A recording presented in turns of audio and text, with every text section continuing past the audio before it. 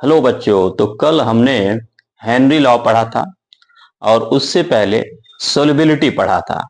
मैंने बताया था कि सोल्युबिलिटी का मतलब ये नहीं कि सोल्युबिलिटी सिर्फ अमाउंट डिसॉल्व करके ही निकाला जा सके। सोल्युबिलिटी निकालने के जितने भी फॉर्मूले मैंने बताए, जैसे mass percentage, mole fraction, molality, molarity, सभी सोल्युबिलिटी के अंदर ही कंसीडर किया जाता है। तो हमने हेनरी लॉ पढ़ा जो कि वोलेटाइल कंपोनेंट के लिए होता है। वोलेटाइल कंपोनेंट मतलब जब सोल्यूट गैसियस स्टेट में प्रेजेंट हो। अभी आगे उसी का एडवांस फॉर्म राउल्ट्स लॉ पढ़ेंगे। लेकिन हेनरी लॉ के कुछ इंपॉर्टेंट क्वेश्चन मैंने बताया था। दो क्वेश्चन हमने यहाँ पे दे दिए हैं, उसका स्क्रीनशॉट ले लेना। जिसमें से एक पहला क्वेश्चन ये हम डिस्कस करेंगे, कैसे इसको सॉल्व करते हैं। कोई भी अकॉर्डिंग टू जो हमारा हेनरी का फॉर्मूला है, कोई दो टर्म गिवन होगा, तीसरा फाइंड आउट करना है।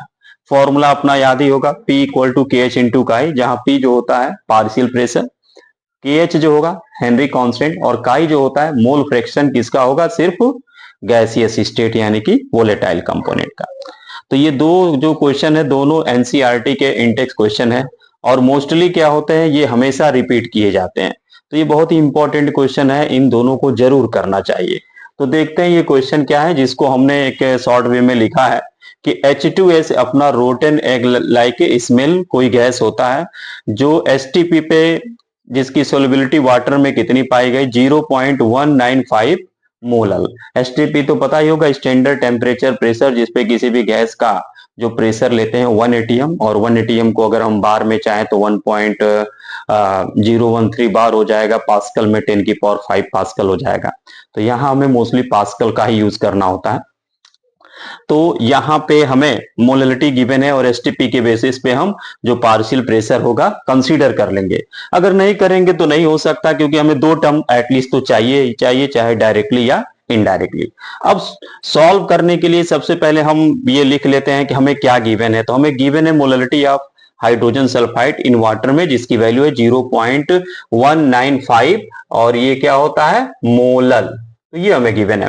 और एट एसटीपी पे जो प्रेशर ऑफ एनी गैस होता है, जैसा कि मैंने बताया 1 एटीएम होता है, जिसको फर्दर हम चाहें तो 1 एटीएम को पास्कल में ऐसे आइडेंटिटी का यूज करके कन्वर्ट कर सकते हैं। तो ये हो गया। अब इसको सॉल्व कैसे करते हैं। सॉल्व करने के लिए हमने पिछले क्लास में भी इस क्वेश्चन को थोड़ा सा चेंज करके हमने कराया था, क्योंकि ये इंपॉर्टेंट क्वेश्चन है सॉल्युबिलिटी निकालने के लिए।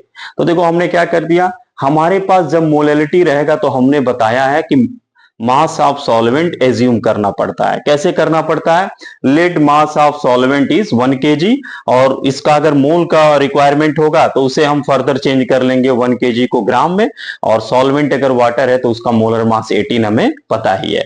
तो हमने यहाँ पे एज्यूम कर लिया कि लेट मास ऑफ सॉल्वेंट जो कि है 1 kg, 1 kg में 1000 ग्राम होता है।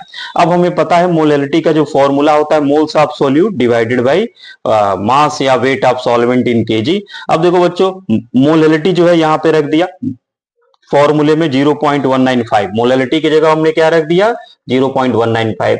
हमें मोल्स ऑफ सोल्यूट चाहिए और वेट ऑफ सॉल्वेंट की जगह हमने एज्यूम कर लिया है 1।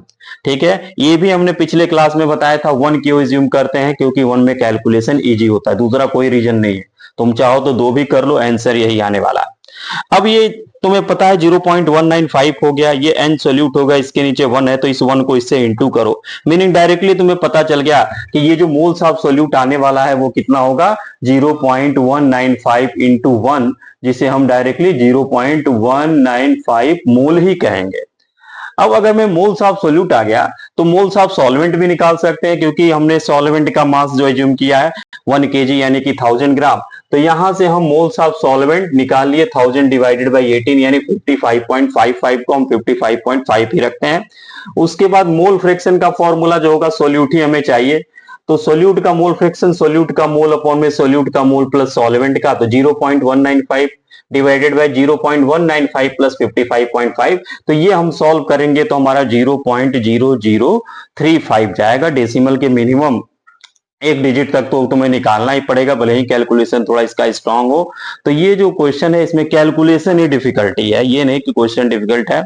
और ये एग्जाम में 3 मार्क्स का आता है, और समझ लो कि जो बोर्ड के एग्जाम में 3 मार्क्स के आते हैं वही सबसे डिफिकल्ट क्वेश्चन होते हैं, क्योंकि 1 और 5 वाला बहुत ईजी होता है, 2 वाला मॉडरेट होला, और ये जो होता है 3 मार्क्स वाला, ये सबसे डिफिकल्ट क्वेश्चन होता है, इसी पे हमें प्रैक्टिस ज्यादा करना है।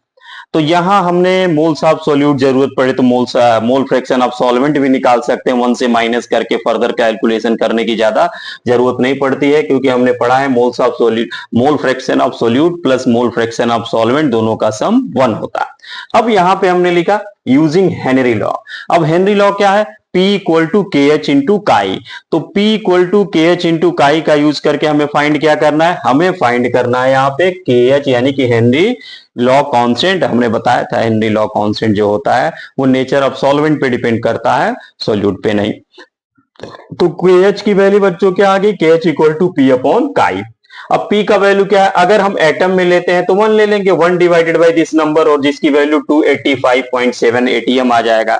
लेकिन मैंने बताया जनरली हम पास्कल ही यूज करते हैं, तो पास्कल यूज करना है तो 10 की पावर 5 में जो एटम आया, क्योंकि यहाँ पे हमने रिलेशन लिख दिया 1 एटम इक्वल टू 10 की पावर 5 पास्कल, तो 285.7 इंटू 10 की पावर 5 पास्कल, जिसको अगर ये डेसिमल को आफ्टर 1 डिजिट करोगे तो 2 और इसमें पावर ऐड हो जाएगा और ये आंसर आ जाएगा 2.857 इंटू 10 की पावर 7 पास्कल। तो ये आ जाएगा बच्चों, देखो। तो ये हो गया अपना एक सोल्यूशन। दूसरा जो होगा, दूसरा अगर कमेंट करोगे कि दूसरा भी सॉल्व कराना है तो दूसरा भी मैं कर दूंगा, बाकी दूसरा होमवर्क में जरूर कर लेना, इसी के जैसा है। दूसरे में भी हिंट ऑलमोस्ट इसी से मिलता जुलता है, उसमें भी तुम्हें एज्यूम करना पड़ेगा। तो ठीक है, अगर ये दोनों कर ले रहा है तो इसके बाद से हम अगले वीडियो में तुम्हें राउल्ट्स लॉ पढ़ाएंगे। तो इसके बाद से अगर आगे भी कंटिन्यू करना हो तो इसको जरूर देखना और लाइक सब्सक्राइब करते रहना। आगे हम फिर मिलेंगे।